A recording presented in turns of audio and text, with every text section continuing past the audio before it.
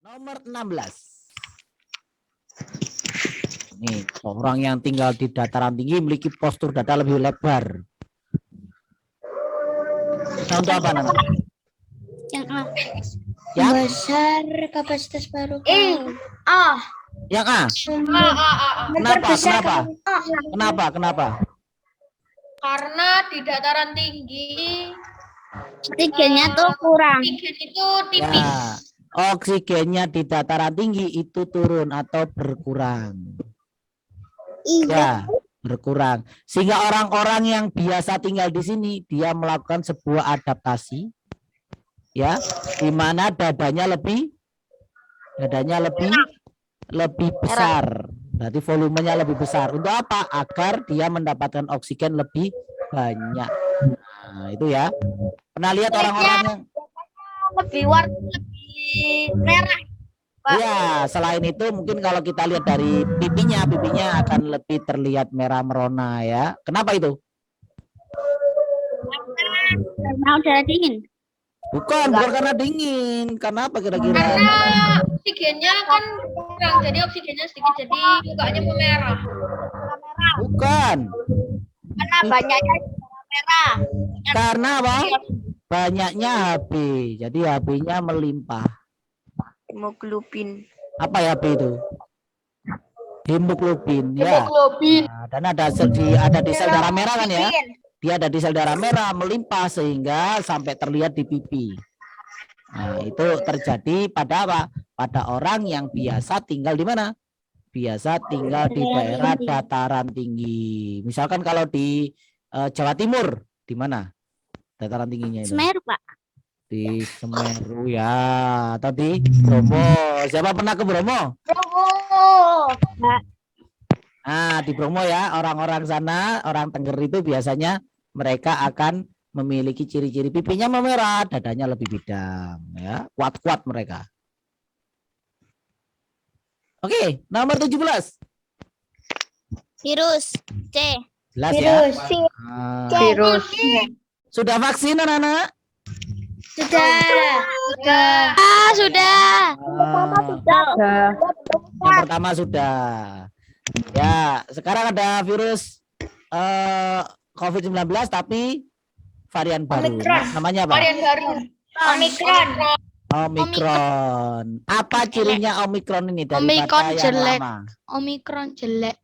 Ya, apa ciri? Lebih kuat. Hah?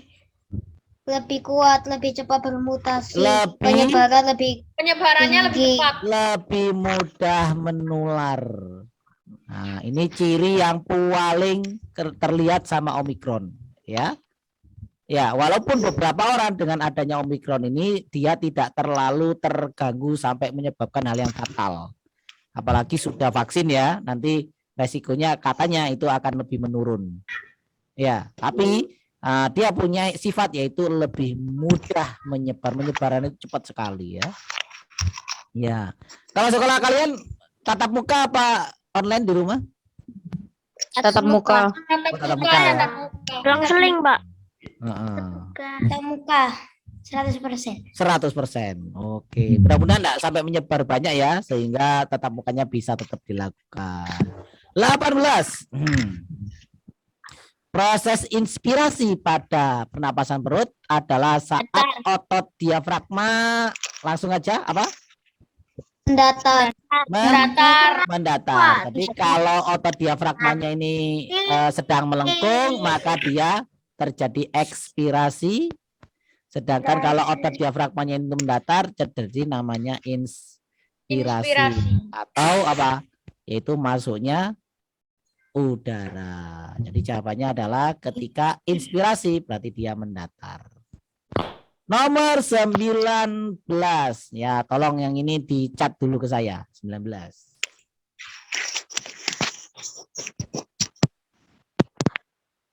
Oke, Ibel, ada Matthew, ada Elaine, Tahu, Pak. ada Hugo, ada Elaine, oh ya Elaine sudah. Ibrahim, Ibro, ada Ibrahim, ada Ibro. Oke, kita bahas ya. Nah, di sini anak-anak, ini bagian dari alat gerak kita. Ada beberapa tempat. Nah, di sini ada beberapa namanya. Ada namanya ini tulang, berarti tulangnya keras ini ya. Lalu ada yang menggerakkan tulang, namanya adalah apa, Nana? Otot. Otot. Otot. Nah, otot ini ada beberapa bagian. Ada otot yang ini berarti namanya otot. Dan penghubung antara otot dengan tulang, ini tulangnya, lalu dihubungkan dengan otot yang ini, otot yang paling ini. Namanya apa namanya, Mati? Siapa yang tahu? Tendon. Tendon. Sendi. Namanya Tendon. adalah bukan sendi. Kalau sendi itu Tendon. antar tulang. Namanya adalah tendon. Tendon. Nah, berarti tendonnya yang B ya. Tendonnya yang B, betul. Kemudian ada yang namanya ligamen. Apa ligamen itu? Penghubung tulang dengan tulang. Nah, tulang dengan tulang. Berarti ligamen yang mana? C. Yang D. D. Nah, ini ligamen. C itu sendi. Apa gunanya ligamen itu? Apa gunanya ligamen ini biasanya? Hah? Jadi dia gunanya menstabilkan letak tulang. Nah, jadi misalkan di kaki itu kiri kanan ada ligamen. Kalau ligamennya putus, maka ketika kita berjalan ke depan, nah kaki kita itu seakan nanti bisa berbelok ke kiri atau ke kanan. Itu tanpa adanya ligamen. Ya, jadi ligamen itu adalah penghubung antara tulang dengan tulang agar letaknya tulang itu stabil. Sedangkan kalau tendon itu adalah yang menghubungkan antara tulang dengan otot. Sudah tahu bedanya ya? Iya. Ya, berarti jawabannya ya, yang ligamen itu adalah yang B ya, sedangkan tendon itulah yang B. Berarti jawabannya adalah yang A. Kita lihat ya, Ibro masih salah ya, Ibrahim masih salah, Elain jawab A, betul. Renat Hugo C, kemudian Ibel A, Matthew D. Oke. Oke, ada pertanyaan? Tidak ada. Nah, coba saya tanya lagi. Penghubung antara tulang dengan otot siapa? Tendon. Tendon. Penghubung antara jaringan penghubung antara tulang dengan tulang? Ligamen. Ligamen. Apa fungsi ligamen? Untuk menyeimbangkan antar tulang, Pak. Menyeimbangkan, letak tulang. menstabilkan letak tulang. Apa fungsinya tendon? Sebagai penghubung antara otot dan tulang. Penghubung antara otot dengan otot. otot. Betul sekali ya. Baik, sekarang nomor 20.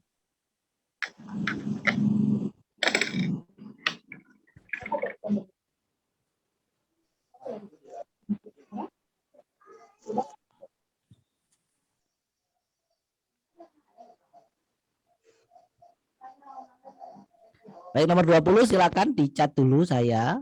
Ada yang menjawab Matthew, ada Ibel, ada Elaine, ada Ibra, Dan D. Ada lagi yang mau jawab? Oke, ternyata semuanya sepakat ini, semuanya C semuanya. Nah, kamu sepakat enggak dengan teman-temanmu ini?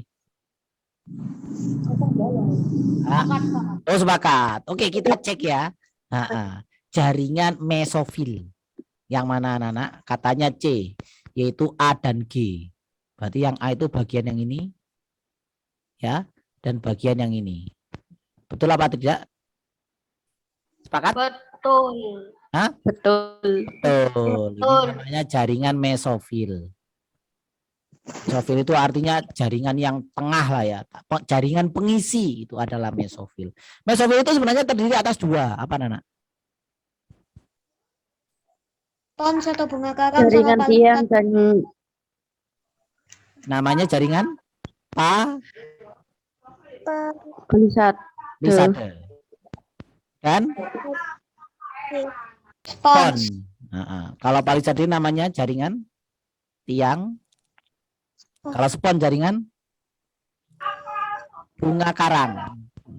Bunga karang itu artinya banyak rongga-rongga udaranya ya. Nah, berarti yang mana ini? Yang bawah ini spon. Nah, yang ini ya. Kalau yang ini namanya palisade. Nah, ini adalah bagian dari mesofil ya. Berarti jawabannya yang C, semua temanmu betul. Oke, saya tanya lagi. Nah, jaringan palisade itu bagian dari jaringan apa namanya? Mesofil. Mesofil. Nama lain jaringan palisade? Jaringan Jaringan tiang. Jaringan mesofil terdiri atas apa? Jaringan tiang atau palisade dan spon atau bunga karang. Nah, pertanyaan berikutnya, kalau jaringannya itu banyak terdapat rongga udaranya, berarti dia apa? Spon Spon. atau bunga karang. Kalau bunga karang. Kalau jaringan palisade banyak apanya? Jaringan tiang. Ya, jaringan tiang itu banyak apanya, Cleo? Banyak klorofilnya. Jadi jaringan palisade ini kaya akan klorofil. Sedangkan kalau spon itu juga banyak klorofilnya, tapi dia banyak juga rongga udaranya. Klorofil untuk apanya, Nak? Di daun itu? Untuk proses fotosintesis. Tempat terjadinya fotosintesis, betul sekali ya. Ingat-ingat, palisade itu banyak banyak apanya? Klorofilnya. Kalau spon banyak udaranya. Palisade dan spon masuk ke dalam bagian mesofil. Oke, ada pertanyaan?